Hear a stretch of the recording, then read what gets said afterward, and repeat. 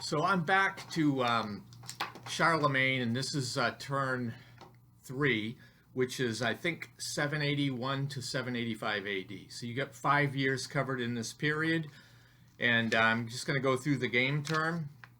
Before I get started, I wanted to comment on a couple of things that come into play. There's a lot of diplomacy in this game, so that some of the conflict is diplomatic, and it uses this table right here, the vassalage table.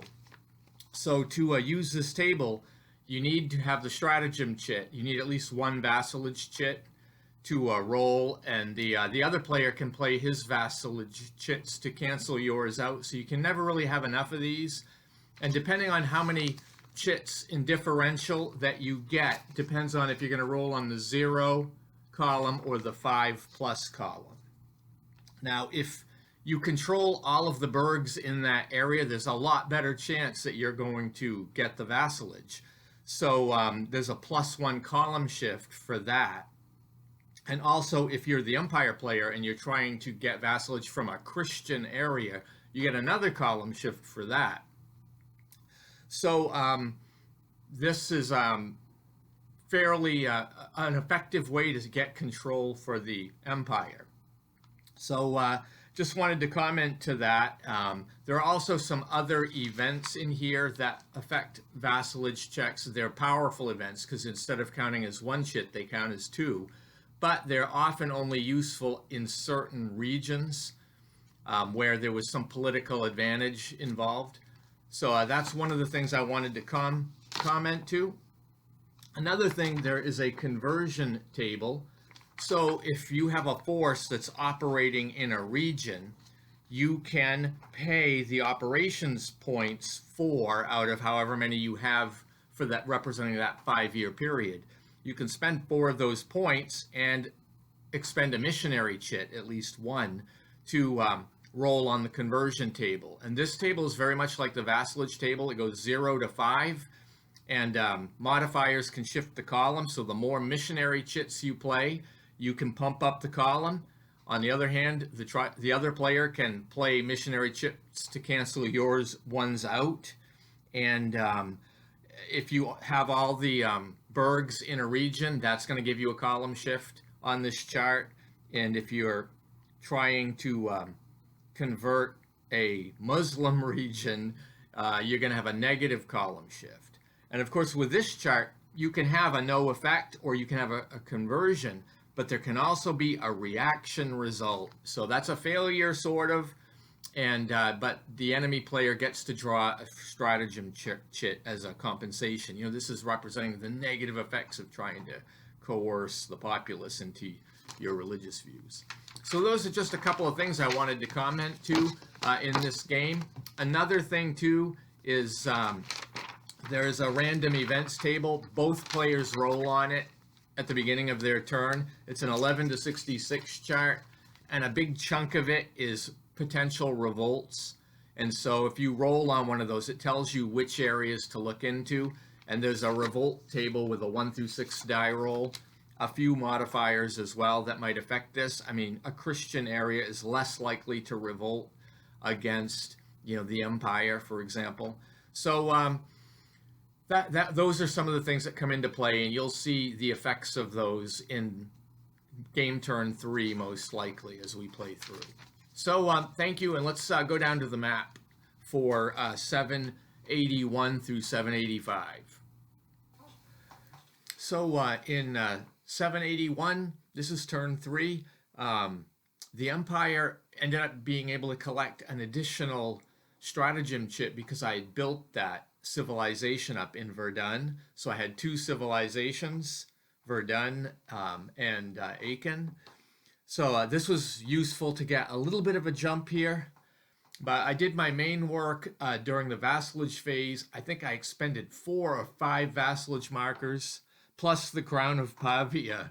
I mean, it was a lot of effort because I used an espionage marker to find out what the tribes had, and they had a few vassalage markers so that they could kind of, you know, counter me. So I did a bunch of small attempts that a lot of them failed, but eventually probability caught up with me.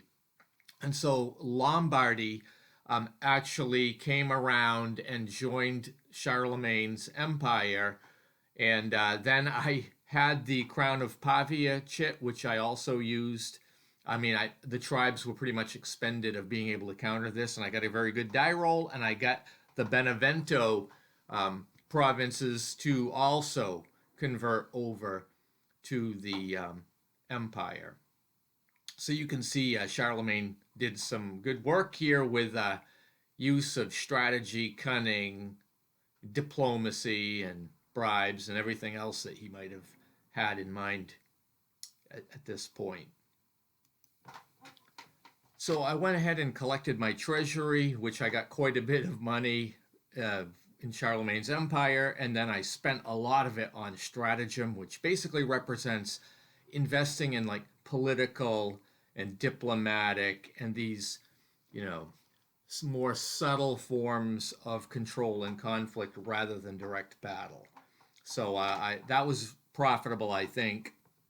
And then I was able to activate a leader in Thuringia, and I was able, after a little bit of effort, to convert this from a pagan religion area into Christianity.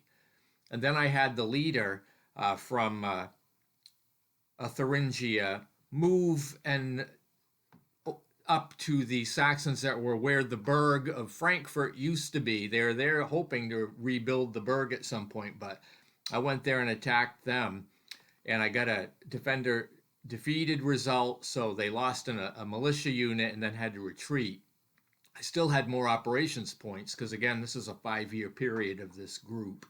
So they pursued them to the main river and then attacked again, and this time got a defender destroyed or eliminated. So I wiped out the entire force, the leader, the whole 9 yards. And then with the remaining points, it was just enough to move back into Erfurt, which is their, I guess, capital burg of that province.